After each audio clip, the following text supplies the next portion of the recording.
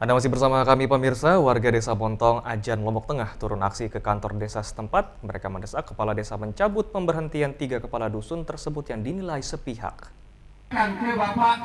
Ratusan warga desa Montong Ajan, Kecamatan Praia Barat Daya, Kabupaten Lombok Tengah mendatangi kantor desa setempat.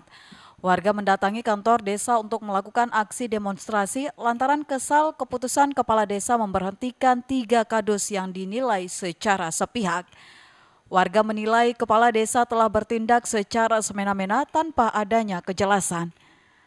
Selain itu, warga juga meminta agar posisi kadus yang saat ini lowong dapat segera diisi. Sebelumnya 2 kadus telah diberhentikan sehingga jumlah posisi kadus yang lowong sebanyak 5 kadus.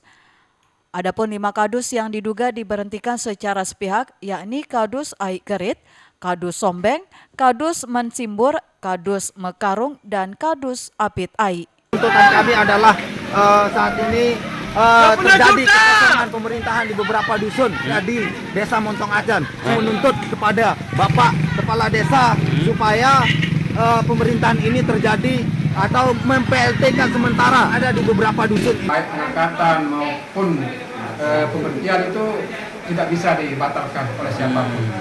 Yang kedua, namanya orang diberhentikan, ada saja yang namanya lumpuh dan sebagainya, itu Pak Kades mempersilahkan untuk menuntut sesuai dengan jalur hukum yang telah ditentukan oleh undang-undang. Warga mengancam akan melakukan aksi lebih besar jika pemerintah desa tidak segera merespon tuntutan mereka. Dari Lombok Tengah, Emma Widiawati, iNews melaporkan. Pemirsa Komisi 3 DPRD Lombok Barat tekankan Pemda lebih selektif memilih kontraktor menyusul molornya pengerjaan sejumlah proyek fisik.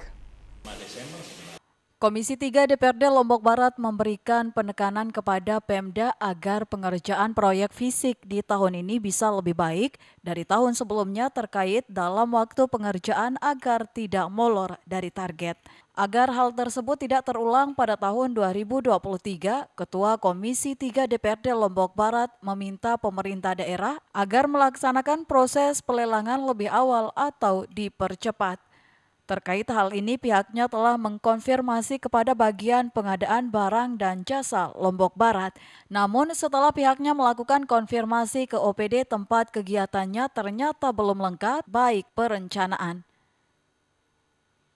Komisi 3 DPRD Lombok Barat mendesak OPD terkait segera merampungkan persyaratan yang dibutuhkan untuk proses pelelangan sebab pada tahun ini banyak proyek besar yang harus dikerjakan serius dengan kualitas bagus seperti pembangunan jalan, jembatan, gedung, dan lain sebagainya. Kemarin itu tidak tepat sesuai dengan jadwal di bulan Desember kan.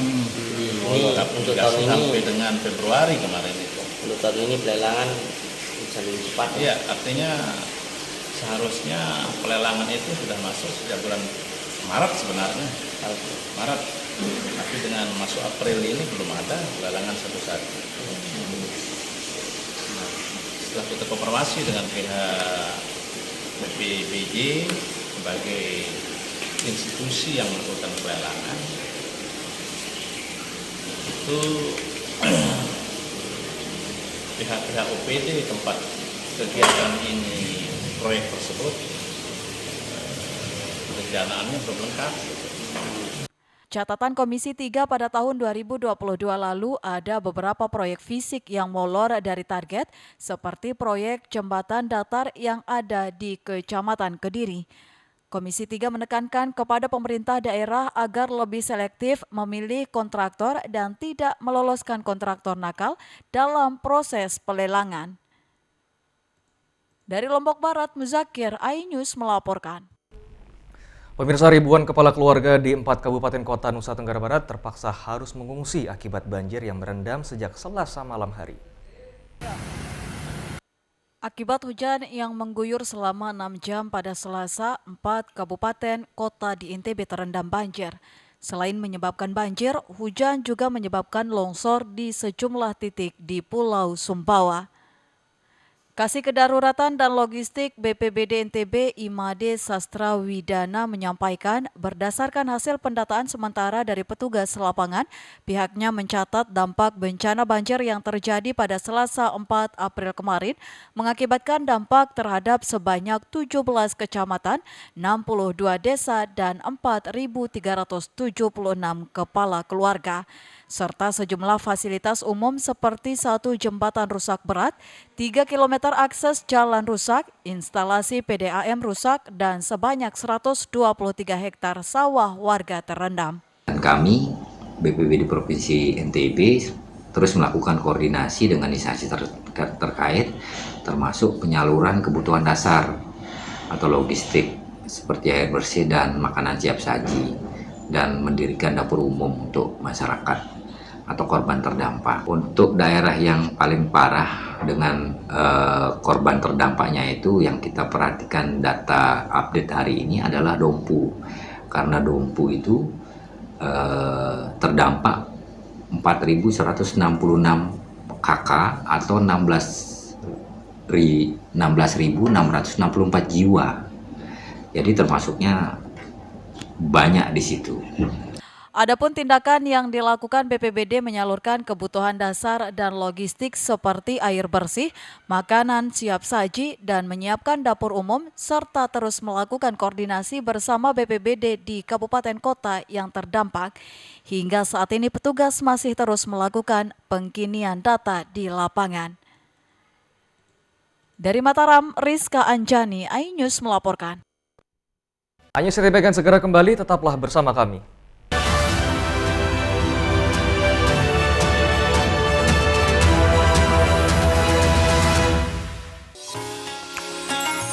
Assalamualaikum warahmatullahi wabarakatuh. Saya Kapolda Nusa Tenggara Barat, Irjen Pol Dr. Andes Joko Purwanto mengucapkan marhaban ya Ramadan. Selamat menunaikan ibadah puasa Ramadan 1444 Hijriah. Semoga puasa dan ibadah kita diterima oleh Allah Subhanahu wa taala. Amin ya robbal alamin. Wassalamualaikum warahmatullahi wabarakatuh.